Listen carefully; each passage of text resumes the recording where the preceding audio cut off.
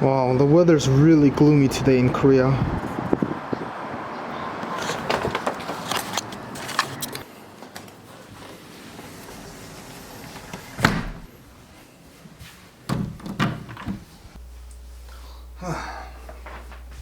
Alright.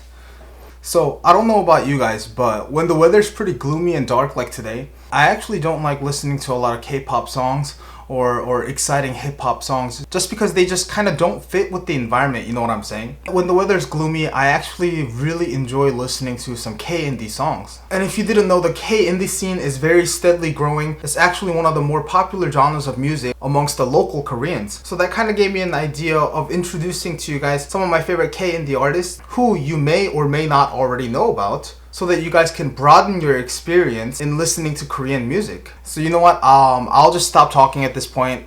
Let's get straight into it. So here are the 7 K-indie artists that you should definitely check out if you're already a fan of K-pop. So the first band I really want to introduce is a band called Tang Jia와 얼굴들. It means Tang Jia and The Faces, which I think is a very unique name and a very indie band type of name. But some of you may already know about this band because the leader of the band, Tang Jia, used to date Korea's famous singer IU. But aside from the fact that Tang Jia used to have a very beautiful girlfriend, their band is actually really talented and makes some of the most unique music out there. And I would say they're actually one of the most well-known K-indie bands in Korea.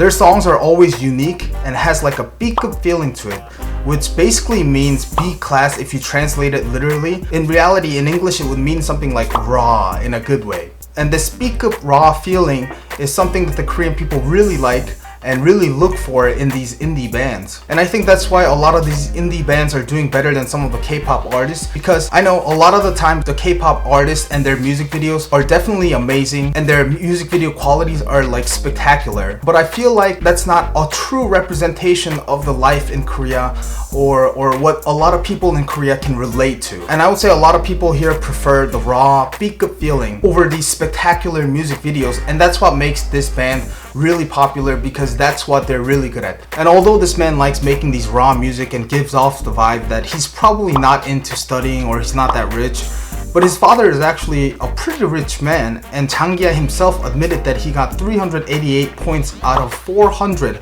on the Korean college entrance exam and attended Seoul National University, which is one of the top universities in Korea.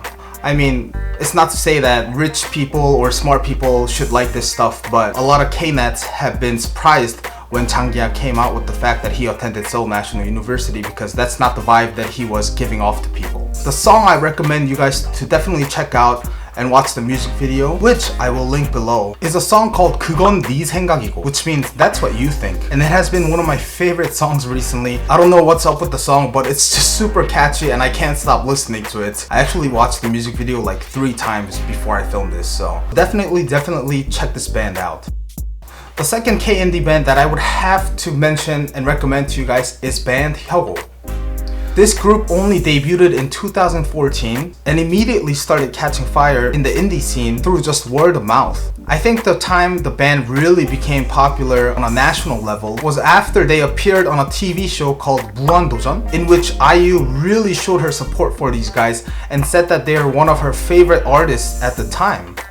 Also, during their appearance on the show, the members showed zero ability to be able to talk, and they kind of remained mysterious throughout the content, which I guess sparked more curiosity in the public's eyes. That's what definitely happened for me. After I watched the show, I actually looked up some of their music because I was just so curious what kind of music they were making that they didn't want to talk on a nationally popular TV show that could instantly make them just big hit stars like that. They just didn't seem desperate to succeed, which is what really sparked my curiosity and made me look up their music videos. Regardless of their inability to talk, their songs are definitely unique, and they also have a strong B급 vibe to them as well, but it's very different from 장기화 얼굴들. The song I recommend you guys check out first is 와리가리. Again, please check their music video out and some of their other songs too, because it was really hard to pick just one favorite song from this group.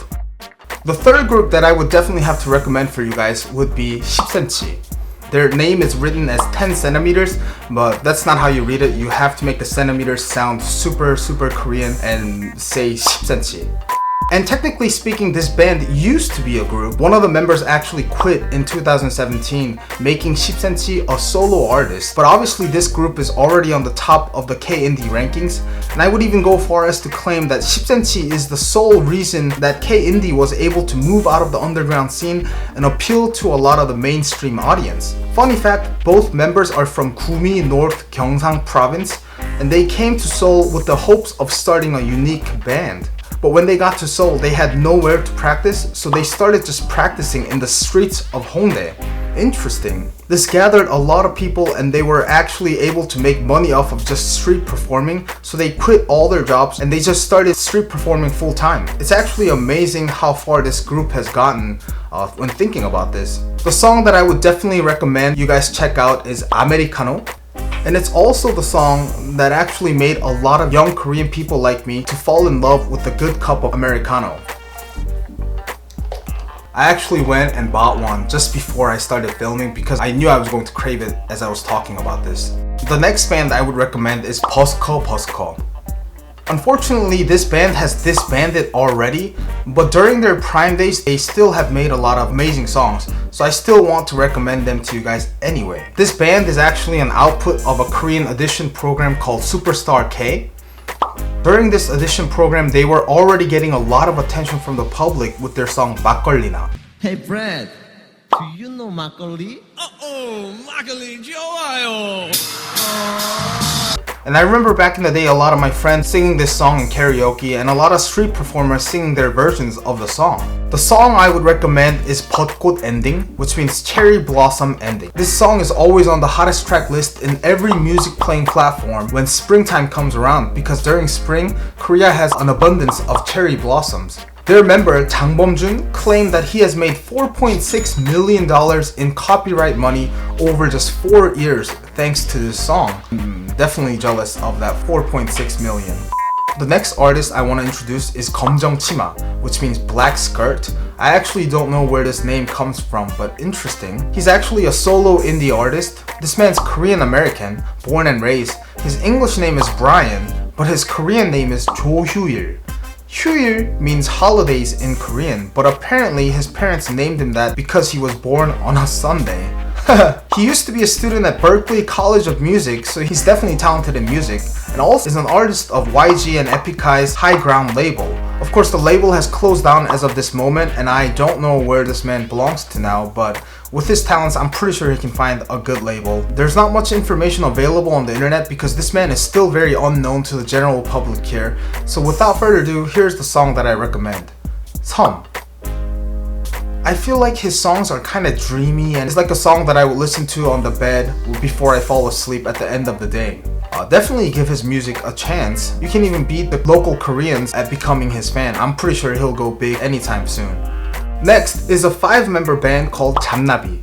Jannabi is an old word in Korean for monkey, and I actually had to look that up to find out what it meant. They named their band like this because all the members in the band are born on 1992, which is the year of the monkey if you look at the zodiac signs. Again, it's a relatively young band and they haven't gone super viral, so there isn't much more information to tell you. But I saw a comment on one of their music videos saying they tried to make music you would hear in your parents' car. And although I don't know if that's what their true intentions in making music are, I do think this describes their music style very well. They're pretty old school, and they definitely remind me of songs that I would listen to when I look at dramas from 1980s Korea or 1990s Korea. This is the song I want to recommend you guys to listen to. It's Summer by Jannabi.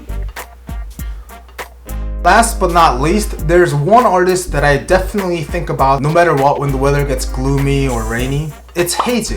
As some of you may know, Heize used to be a rapper instead of an indie artist, and she got popular when she featured on Mnet's hip-hop audition program called Unpretty Rap Star. And during the program, she actually released some dope tracks, and I still listen to her rap sometimes, but after the program, I think she just kind of turned more indie and started singing a lot of these style songs, which eventually kind of ended up better for her because I think it really reached out to the public, and she's actually pretty talented at making these songs. And one of her most popular songs, and the song that I always listen to when the weather's down, is 비도 오고 그래서.